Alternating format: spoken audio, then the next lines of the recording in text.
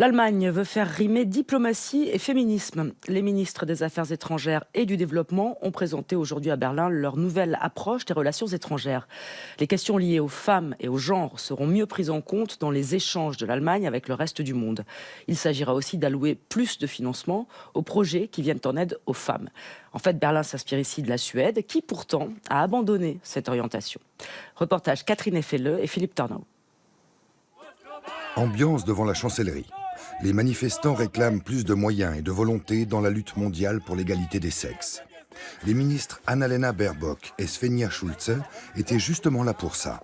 L'une est ministre des Affaires étrangères, l'autre du Développement. Et toutes les deux veulent donner une nouvelle impulsion à l'action gouvernementale.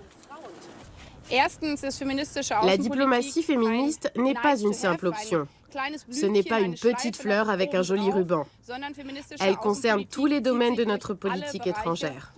De l'aide humanitaire aux mesures de stabilisation, aux missions de maintien de la paix et à la politique culturelle et éducative à l'étranger. La première femme ministre des Affaires étrangères d'un gouvernement allemand s'est fixé des objectifs ambitieux. À l'avenir, plus de 90% des projets financés par le ministère devront tenir compte des droits et des besoins des femmes et des minorités. Parmi les exemples concrets, la chef de la diplomatie cite les choix d'implantation de matériel d'hygiène préventive dans l'aide humanitaire ou l'envoi de soldats dans les régions instables.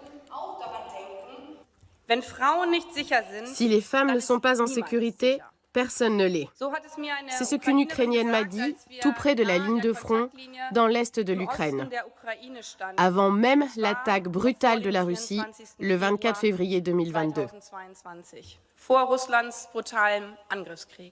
En matière de diplomatie, féminisme ne rime pas forcément avec pacifisme. Annalena Baerbock l'a récemment rappelé en défendant bec et ongle les livraisons d'armes à l'Ukraine. Pour Christina Lunz, cofondatrice du Center for Feminist Foreign Policy, une ONG qui conseille le ministère des Affaires étrangères, la diplomatie féministe doit avant tout s'inscrire dans la durée.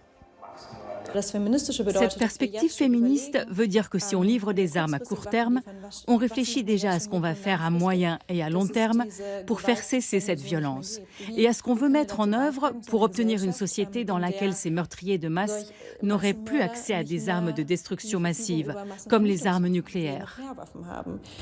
La diplomatie féministe d'Annalena Baerbock ne plaît pas à tout le monde. Elle l'a elle-même mentionné à plusieurs reprises aujourd'hui. Ce qui agace les uns ne va pas assez loin pour les autres. Même si en matière d'égalité, il semble que l'Allemagne ait accumulé pas mal de retard. L'Allemagne a beaucoup de travail à effectuer sur son propre sol avant d'être un représentant féministe de premier plan crédible à l'échelle mondiale. Pas de révolution féministe donc, mais plutôt une révolution symbolique. La ministre allemande est bien obligée de tempérer les attentes.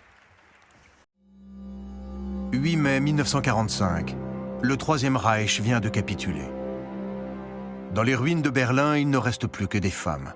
Veuves et orphelines, elles ont tout perdu pendant cette guerre. Ce sont pourtant elles qui vont déblayer les décombres pour reconstruire le pays. De véritables héroïnes, immortalisées dans les grandes villes allemandes. C'est une histoire fabuleuse. Ces femmes qui rachètent l'honneur de l'Allemagne à la force de leurs bras. Mais c'est une histoire trop belle pour être vraie. Seulement quelques années plus tôt, ces mêmes Allemandes acclamaient Adolf Hitler, leur Führer. En 1939, sur les 40 millions de femmes que compte le Reich, 12 millions sont membres d'une organisation affiliée au parti nazi. Gauche, droite, gauche, droite. Et tout ça en musique. Et nous, on répondait « C'est comme ça que commençait notre journée ». Jamais aucun autre régime n'a su mobiliser les femmes à une si grande échelle. Les mères nationales-socialistes assurent la descendance aryenne et fournissent des soldats pour le front. Plus de 600 000 infirmières nazies sont formées par le régime. 500 000 auxiliaires intègrent les services de la Wehrmacht. 500 000 femmes servent dans les territoires occupés de l'Est. Des chiffres qui montrent à quel point le régime hitlérien compte sur la contribution féminine à son entreprise meurtrière. Les femmes ont reçu des ordres et les ont exécutés. Les femmes étaient les rouages du système. Elles ont fait vivre ce régime, elles ont fait vivre cette idéologie. Elles ont même commis le pire. Devenues gardiennes dans les camps de concentration, elles se sont rendues coupables de torture et de meurtre. C'est l'horreur. C'est des femmes qui deviennent des bourreaux. Ce sont des bourreaux. Il y avait peut-être quelques psychopathes parmi elles, mais la plupart étaient des femmes ordinaires. Spectatrices des crimes nazis, complices ou meurtrières, ces Allemandes du Troisième Reich, qui étaient-elles? Comment sont-elles devenues des rouages essentiels du régime? Et quelle est l'étendue de leurs crimes? Voici la véritable histoire des femmes allemandes sous le Troisième Reich.